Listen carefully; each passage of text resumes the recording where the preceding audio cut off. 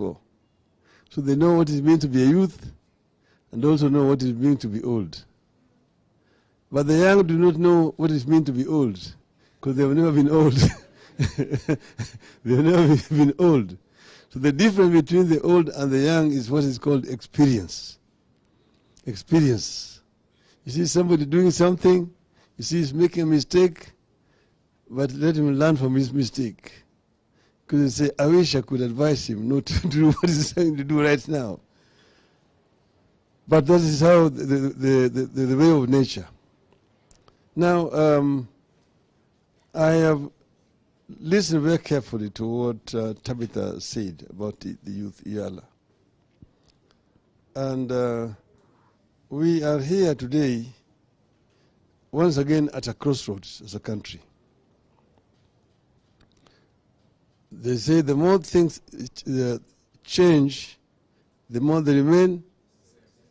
Yes. See, the Kenya as a country was founded in 1963 after a very long heroic struggle of the people of Kenya. I happen to have been present as a youth witnessing the struggle. And I saw how the older ones, who are older than us, we are young people, babies actually, how they were struggling, how the youth were being arrested, how the youth were being imprisoned. It was a very fierce battle.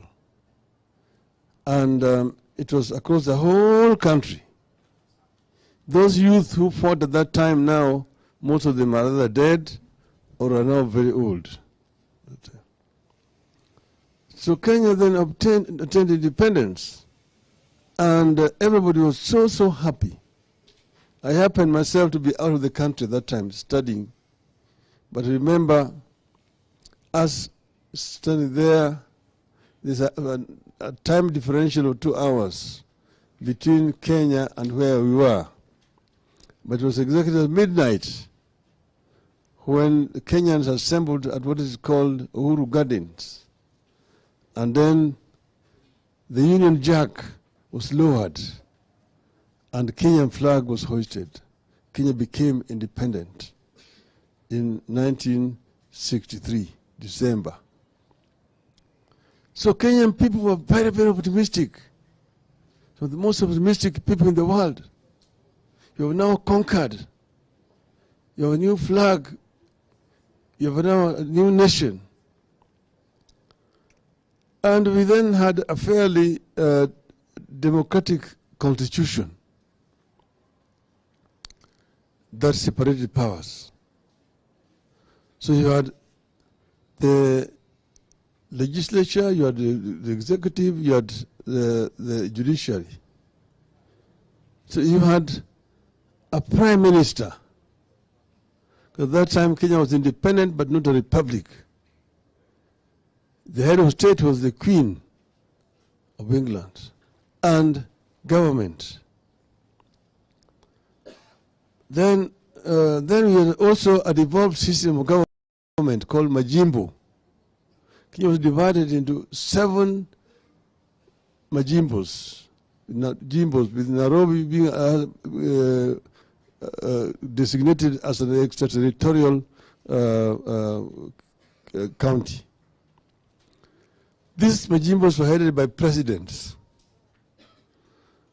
Then now, what happened was when they were now writing the Republican Constitution, when Kenya was becoming a republic 1 year later,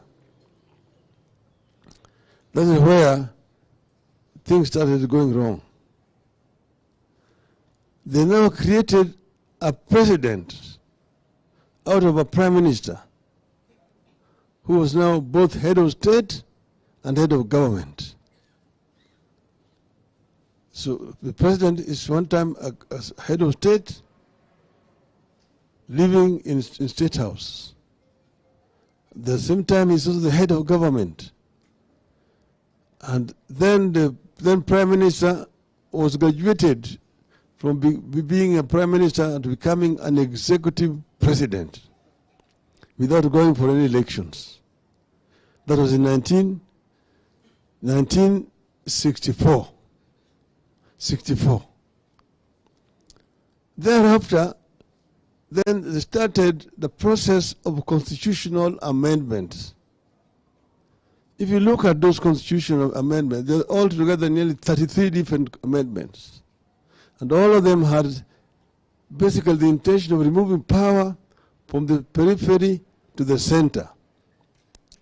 So we ended up creating a very powerful center, a president, in the name of president.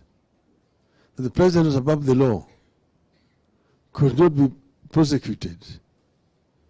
And so the presidency emasculated all other institutions of governance that time.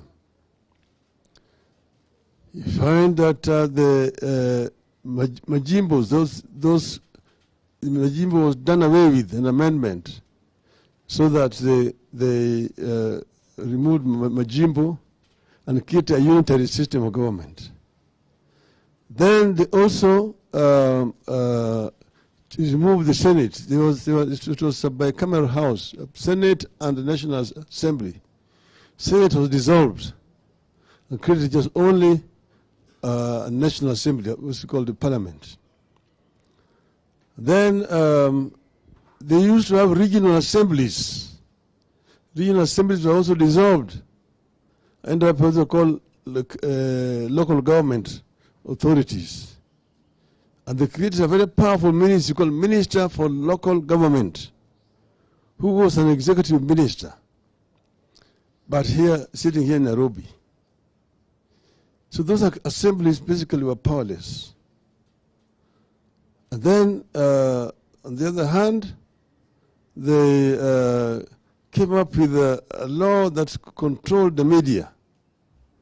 So the media itself was muzzled, could not speak. And then they also introduced what they call Preservation of Public Order Act, that allowed the government to arrest and detain anybody without any trial. If you are seen as a political dissident, you'd be arrested and you'd be sent to detention. And you'll be held in detention at the pleasure of the president. Some people spent 2 years, 3 years, 5 years. Others spent up to 10 years in detention.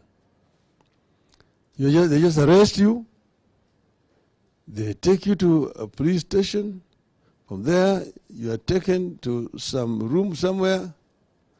And then an order is brought to you, a detention order signed by the minister in charge of internal security, that you have been found to have engaged in subversive activities against the Republic of Kenya. Therefore, your detention has become necessary. So you are picked up and taken. They will take you to different places. I spent years in community prison, Shimulatewa, Naivasha, Manyani, and so on. Yeah. So this is what was happening. And that went on for a long time, until then they again came up, the Kenya was a multi-party system at independence. In 1969,